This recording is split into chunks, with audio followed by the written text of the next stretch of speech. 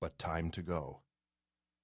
He crouched in the boat, steadying himself against the sudden tilt, and hefted the backpack onto his knees.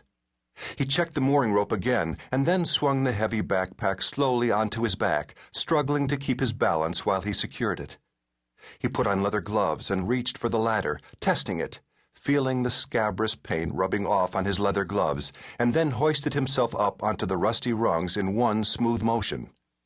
He steadied himself on the first rung, getting his balance, getting the feel of the pack, and then began to climb. The ladder swayed a little under his weight.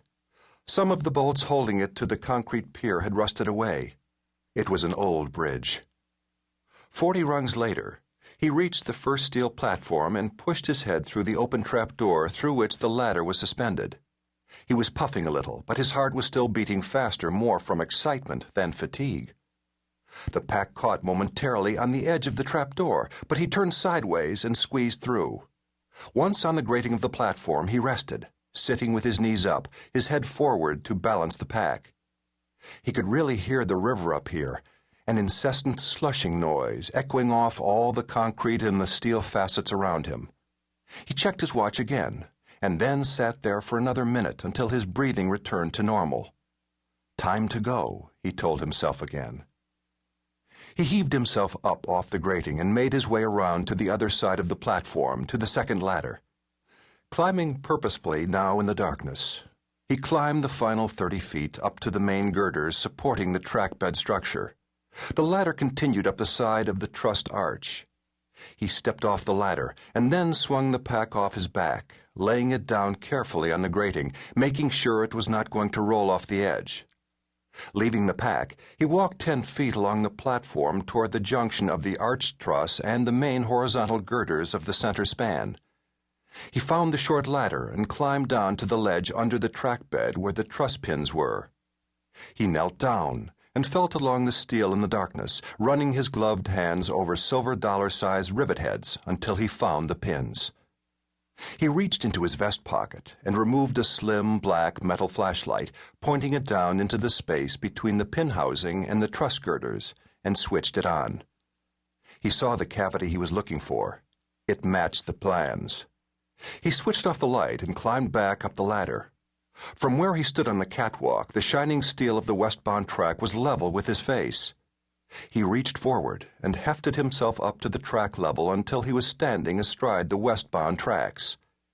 He faced west and experienced the premonitory tingle of dread everyone feels when standing on a railroad track, the gleaming rails pregnant with the possibility that a train might loom out of the darkness, or was coming up even now, unseen, from behind. He stepped across the tracks and hopped down onto the pine-board catwalk between the track beds.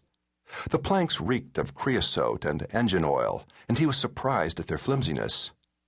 The river below remained invisible, but as the cool, wet air rose between his legs, he visualized the 100 or so feet of space between his perch on the catwalk and the swirling surface below. He clambered back over the tracks and swung down to the outside catwalk to study the structure. The center span, trackbed support truss, was attached to a pier tower at each end. It was nearly 200 feet long.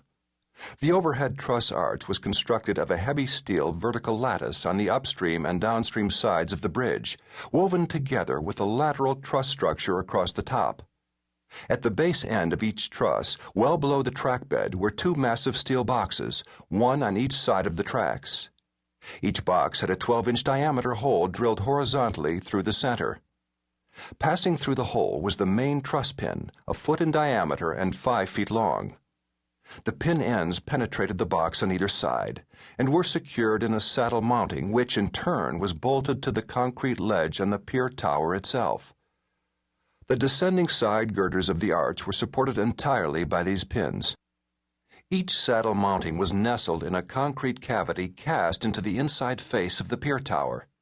The entire structure looked as solid as Gibraltar, but he knew that the truss could actually flex on its pins, expanding and contracting in broiling summer heat and icy winter air, and also when the weight of a train deflected the center span. These massive river bridges were alive, and while they looked solid, they were flexing all the time, in infinitesimally small degrees.